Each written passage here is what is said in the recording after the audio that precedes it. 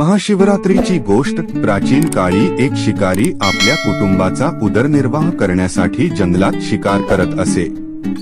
एकदा तो शिकार शोधत असताना त्याला वेळेचे भान राहिले नाही आणि रात्र झाली। जंगलात रात्री फिरणे धोकादायक असल्यामुळे तो एका बेलाच्या झाडावर चढून बसला। भूक आणि थंडीमुळे त्याला झोप येत नव्हती, म्हणून तो झाडाच्या पानांना हलवू लागला। त्याच्या नकळत ती पाने झाडाखाली असलेल्या शिवलिंगावर पडू लागली। तो रात्रभर अशाच प्रकारे पानं तोडत राहिला आणि नकळत त्याने भगवान शिवाची पूजा केली। सकाळी त्याला एका हरणाचे दर्शन झाले।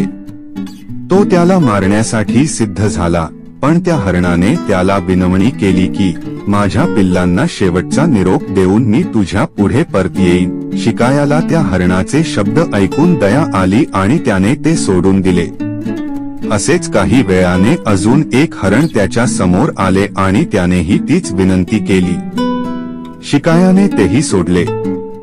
या संपूर्ण घटनेमुळे त्याचे हृदय बदलले। त्याला आपल्या पापांची जाणीव झाली आणि तो भगवान शिवाचा भक्त झाला।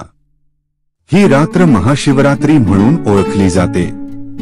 या दिवशी जागरण, उपवास आणि शिवपूजा केल्याने भक्तांना मोक्षप्राप्ती होते, अशी श्रद्धा आहे।